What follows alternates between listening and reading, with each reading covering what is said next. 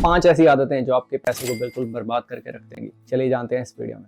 Number 1, हमेशा दूसरों को दिखाने के लिए किसी चीज़ को खरीदना। जब भी हम किसी चीज़ को खरीदते हैं सिर्फ दूसरों को इम्प्रेस करने के लिए या किसी को ये साबित करने के लिए कि मेरे पास तो ये बड़ी आईफोन है या मेरे पास तो ये बड़ी गाड़ी है या मेरे पास ये सुपर बाइक है, तब हम हमेशा एक वैलिडेशन जोन में रहते हैं। और जब तक हम इस जोन में रहते हैं हम हमेशा दूसरों को इम्प्रेस करने के चक्कर में लगे रहते हैं, और ये सबसे बड़ा रीज़न है जिससे हम अपने पैसे को बर्बाद करते हैं। ऐसी चीज़ें आपको लाइफ में हमेशा पीछे ही रखेंगी, क्योंकि हम उन लोगों को इम्प्रेस करने के चक्कर में लगे हुए हैं जो हमसे लाइफ में कभी भी इन सब चीज़ों को देख के इम्प्रेस नहीं होने वाले। और ये सबसे बड़ा रीज़न है कि हम हमेशा पैसे को बर्बाद करते रहेंगे। नंबर 2, बाइंग इन इम्पल्स मोड। अब इम्पल्स मोड क्या होता है? इमेजिन करिए आप किसी मॉल में जाते हैं, वहाँ पे आपने देखा कि 50% ऑफ लगी हुई है, तो आपने फटाफट से अपना क्रेडिट कार्ड निकाला और फटाफट से शॉपिंग कर ली, बिना उस चीज़ की नीड होते हुए, बिना किसी चीज़ की इच्छा होते हुए आपने उस चीज़ को खरीद लिया। क्यों? जस्ट वहाँ पे 50% ऑफ लगी हुई थी। इसको बोलते हैं इम्पल्स बाइंग करना, इमोशंस में आके कुछ भी खरीद लेना। बहुत सारे लोगों के साथ ऐसा होता है कि वो लोग स्टोर्स में जाते हैं, सिर्फ एक चीज़ लेने के लिए जाते हैं और वहाँ से 15 चीज़ें उठा लाते हैं। क्यों? क्योंकि वहाँ पे छोटे मोटे डिस्काउंट लगे हुए थे। और इसी को बोलते हैं इम्पल्स होकर डिसीजन लेना,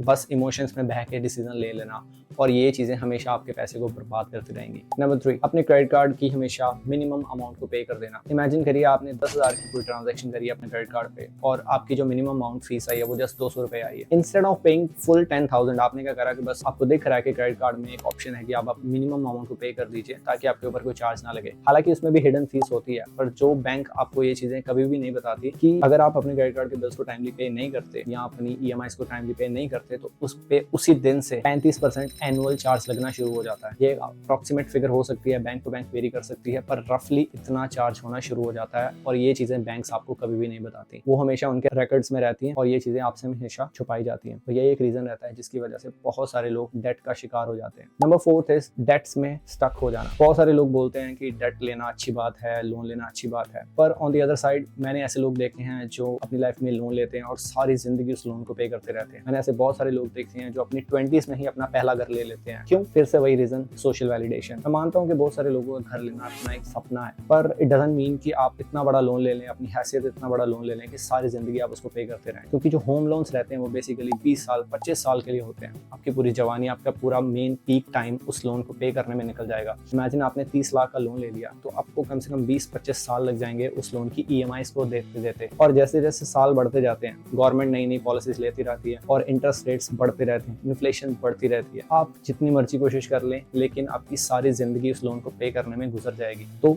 जितना हो सकता है कोशिश करें कि आप उस लोन को ना लें, उस लोन को अवॉइड करें, क्योंकि जो लोन्स रहते हैं वो हमेशा आपको डेट के ट्रैप में फंसा के रखते हैं। ये एक चौथा रीजन है आपको डेट में रखने का, आपके पैसे को बर्बाद करने का। और 5वां पॉइंट, हमेशा डर के साथ चीजों में इन्वेस्ट करना या ग्रीड के साथ, लालच के साथ किसी चीज में इन्वेस्ट कर देना। एक टाइम आया था जब बिटकॉइन बहुत बूम कर रहा था तो बहुत सारे लोगों ने फटाफट उसमें इन्वेस्ट करना शुरू करा। एक टाइम आया था जब क्रिप्टो करेंसी बहुत नई नई थी और लोगों ने उसको एज ए अपॉर्चुनिटी देखा, फटाफट उसमें इन्वेस्ट करना शुरू कर दिया। अब जिन लोगों ने तो उस चीज को बूम में आने से पहले ही इन्वेस्ट कर दिया था उन लोगों ने तो उस चीज से पैसा कमाया। मोस्टली लोग उस टाइम पे पैसा डालते हैं जब उस चीज में से पैसा गंवाने के ही चांसेस होते हैं। इसको बोलते हैं fear of missing out, FOMO. हम फेयर ऑफ मिसिंग आउट के चलते हम उसमें पैसा डालते हैं और then we just lost our money. और ऐसे सिर्फ बिटकॉइन के साथ नहीं, क्रिप्टो करेंसीज के साथ नहीं, बहुत सारी अलग अलग चीजों में आपने देखा होगा। आपको कोई रैंडम लोग फोन करते हैं और बताते हैं कि ये प्लॉट इतने सस्ते में मिल रहा है, आप बिना कुछ देखे फटाफट कोशिश करते हैं कि उस चीज को बाय कर लें। क्यों? कहीं वो अपॉर्चुनिटी मिस ना हो जाए। इसी को तो बोलते हैं फेयर ऑफ मिसिंग आउट। तो आप कोशिश करें कि आप ऐसी अपॉर्चुनिटी से बचें